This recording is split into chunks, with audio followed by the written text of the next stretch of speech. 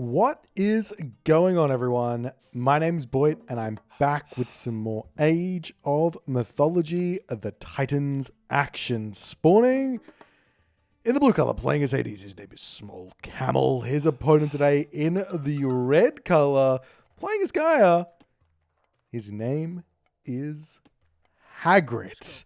And for those of you who do not know Hagrit, Hagrit is a legend of Age of Mythology. Did I say Titans? I think I said Titans again. Retold action. Happy days. We are seeing Hagrit here playing as Gaia. He is a random god expert back in the Titans. I believe he came fourth. It was maybe his highest kind of tournament finish. So an incredibly skilled player, and he did it all playing random as well, which just goes to show how good this guy is. Not sure who Smol Camel is, but we've definitely got ourselves a fairly good game on our hands here. Hagrid here has decided to open with that economic guild. He's already got hand axe and he's already got pickaxe. This is a unique bonus that Gaia comes with. Gaia gets cheaper economic upgrades, plus she can upgrade them an age earlier, which means she's got access to bowsaw, shaft mine, plow, maybe even irrigation as well in the classical age, which is actually a really, really big advantage. And I wouldn't be surprised to see build orders taking this into account in an attempt to like maybe even just get out a really, really early shaft mine or bowsaw or basically anything. You can also get the villager upgrade as well, though I do believe it's been changed. No longer buffs your food gather rate, your hunt gather rate. Instead, just gives you those that extra armor, that extra defensive capabilities. The other thing to take into note here is that Gaia here, a lot of people are wondering, how does Atlantean work with the God Power rework? Well, as you can see here, Gaia here gets Gaia Forest for free and then pays 10 favor for it. So the first charge is free, the second charge is free, the third charge is going to cost you 10 favor. And I believe every subsequent charge is going to cost an extra 10 favor. I'm not sure if it kind of goes 10, 20, 40 at this point or not, but at the very least, the third charge is 10 favor. So we'll have to wait and see. And the fourth charge is going to be 20 favor. So yeah, we'll see how things are going to go and how Gaia's all going to be working. The other thing to take into note here is that Gaia's citizens, Atlanteans' citizens, they now only cost 2 population. They train faster, they gather a bit slower. We are seeing Oceanus coming through here for Hagrit as well. Talk about that a little bit when we get there. But with Atlantean having those 2 population citizens, it really does change the Atlantean dynamic a lot. So things like your villages just being safe with a manor, probably not going to be the case anymore. I believe you can only garrison a handful of villages into those manors as well, rather than 5. So that's a big thing. But with the citizens being less population, it means less problems with walling. Like, I'm just sending 2 villages over to wall. It's not that big of a deal. Can be totally. That's something I'm going to be wanting to do. So I'm imagining that we're going to see quite a bit of walls coming through here in this game. So moving back over here, we are seeing the Prometheus coming in. We're also going to be seeing I believe it's Athena coming in as well. So Oceanus comes with also, it's not Athena, it's Ares. Ares coming through for the Hades player. So Oceanus comes through with the Caladria, comes through with the Carnivora, which is also very, very strong. And it also gives some really, really cool unique upgrades, like the Bite of the Shark is going to be a really strong upgrade. Weightless Mace is going to be another really, really cool upgrade. So Oceanus has had a really big boost, I would say, from the Titans going into Retold. Now, speaking about Ares as well, Ares does have some cool unique upgrades as well. We'll have to wait and see. We can also see that this Oracle is standing in place here to drop a potential Carnivora down there. Now, I don't know if you guys have noticed it or not, but town centers are working a little bit different. Settlements are working a little bit different. When you build the town center, It now has a build bar attached to it. It's not all to do with HP. So if the build bar finishes and the town center is on 200 HP, it's still going to finish. But equally, if you kill the town center, you're going to lose resources. So I'm going to imagine here that this carnivore is going to come down on this town center and is going to start taking this town center out. And I think Hagrit's timed it well enough, but there is an Ajax in position here to take this carnivore out. So we'll have to wait and see if it's going to be close enough. It is getting really close, 400 HP remaining here as the Ajax is going to come through and finish this one off. It will not be enough. I think if Hagrit maybe put it down maybe 10 seconds earlier, that town center would have been denied and Smol Camel would have lost a considerable amount of resources there for it, but does get away with it on that one. And Hagrid is now down on Oceanus Carnivora here, as he's already got his second town center up though himself. So it's, even though he's done a little bit of damage to that town center, he didn't delay the town center, but he got a little bit of damage on it.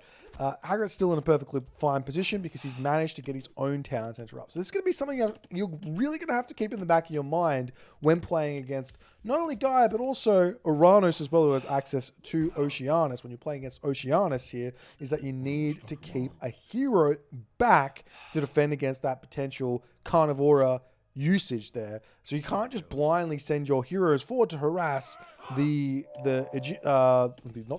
Atlantean player. You can't send those heroes forward blindly. You've got to be ready to defend against that Carnivora. As we do see this Caladria very happily getting a lot of scouting information. The way that arrows are working in Retold basically means that flying units, you can't really kill them if they're moving. So having a flying scout, Pegasus, Caladria, this is a really, really strong unit. Raven, you can keep them alive for the entire game with decent micro. Not even decent micro, just adequate micro. Even just doing anything, you can keep your flying scouts alive. So we are seeing Hagrit here. He's opening up with what looks to be a double counter barracks. Wanting to go in with those Terma, I believe.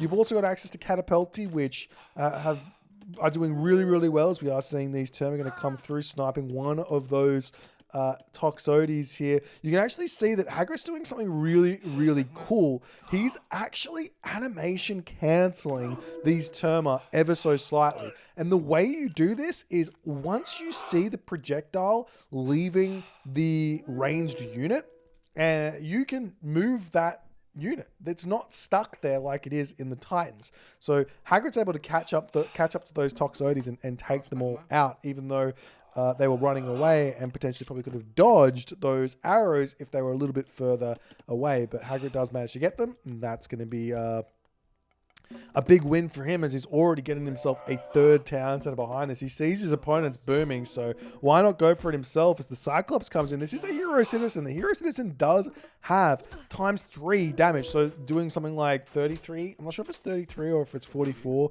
damage per second, but it would be able to kill that Cyclops there if he so chooses. As the Caladria is going to come down, and look at this special ability that the Caladria has attached to it. The Caladria can now slow down enemy units for a period of time, as that Cyclops is going to be retreating away, and that's potentially going to get sniped down. There are a handful of heroes in the army here for Hagrid, as he's trying to exert a little bit of pressure onto Smol Camel here for the time being, as that Cyclops will meet its demise there. Big win. That's a lot of resources there. Yes, it's a free Cyclops, but it's a big reason why you want to go through Ares.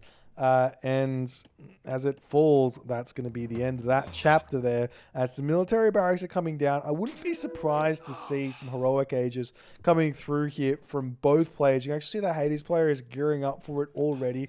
I'm kind of the opinion right now that it looks like the Greek heroic age is going to be Greek's power spike.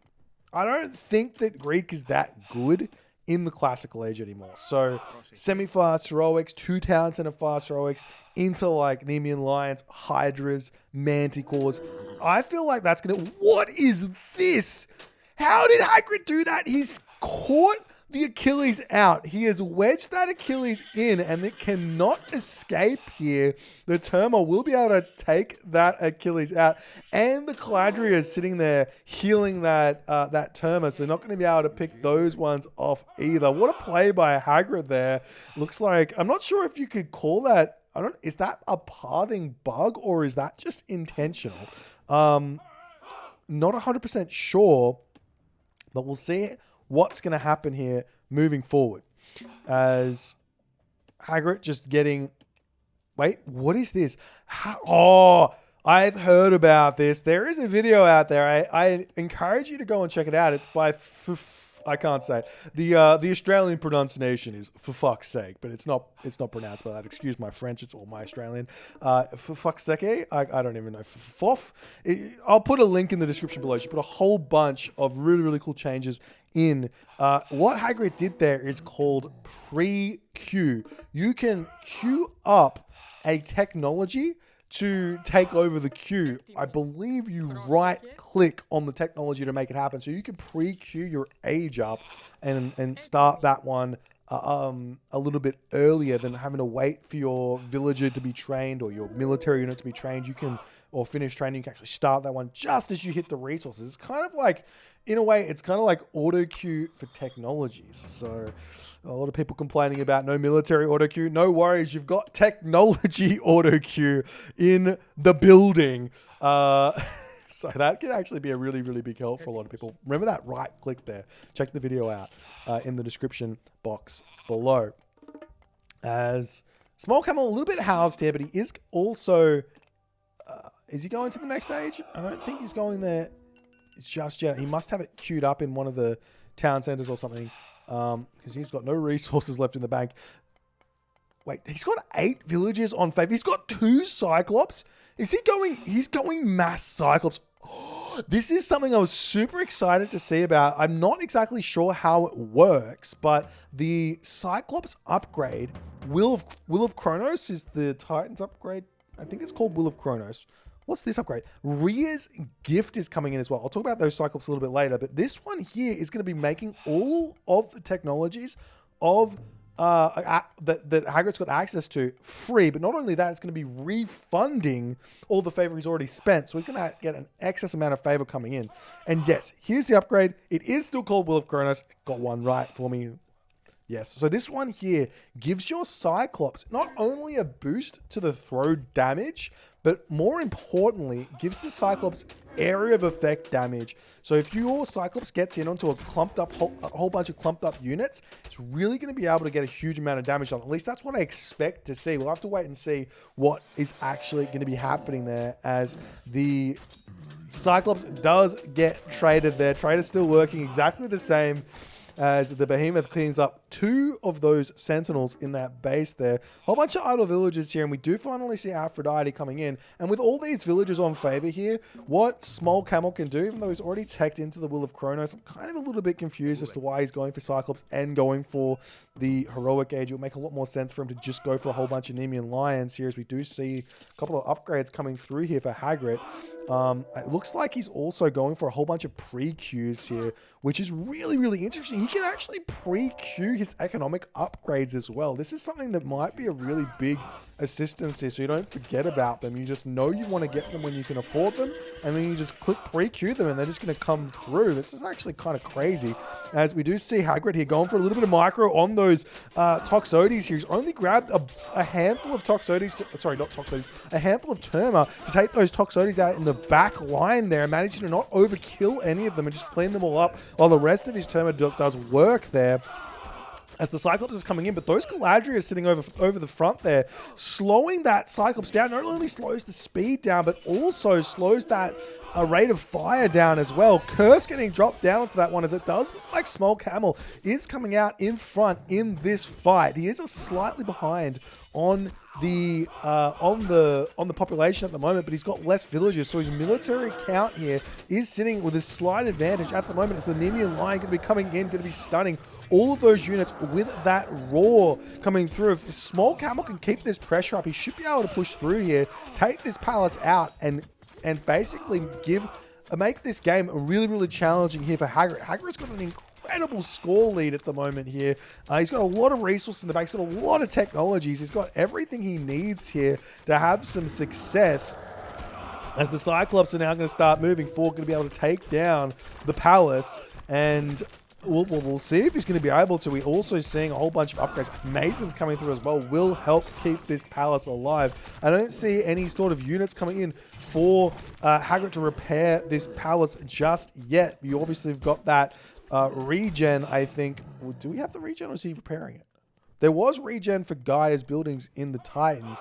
I can't 100% remember if that's the case or not. I think Gaia's Lush gives regen or something like that. So maybe that's what's going on there. But looks like Hagrit is defended, and Smol Camel, he's got a handful of these Elder Cyclops out, but Hagrit's got a bunch of heroes here, so it's going to be able to deal with these really, really easily moving forward here. As the villagers are all going to be retreating back, attempting to get up this fortress. If he gets the fortress up, it's a really big help to defending this area. And this gold mine is huge. Yes, there's a gold mine down the bottom of the map that Smol Camel can go to. But this gold mine is where all his villagers are. He's not going to want to have to move over there. And in that moment there, Smol Camel does say he is too far behind. He's 111 population to 190 population. And Hagrit is just going to get even further in front. You see Hagrit's got ballistics, a whole bunch of extra upgrades. He's got all those heavy upgrades for his infantry and everything else here. Let's check out the post game as we move forward here. And we can see, look at the resource, look at the civilian unit difference here for one. So you could basically consider an Atlantean civilian unit half of a normal villager. So Hagrit's just so far in front here. The resource count speaks for itself as well. And in the end here, that's the game. If you guys enjoyed this one, please consider hitting the follow on the Twitch. If you're on the YouTube, hit that subscribe button, and I will see you guys in the next game.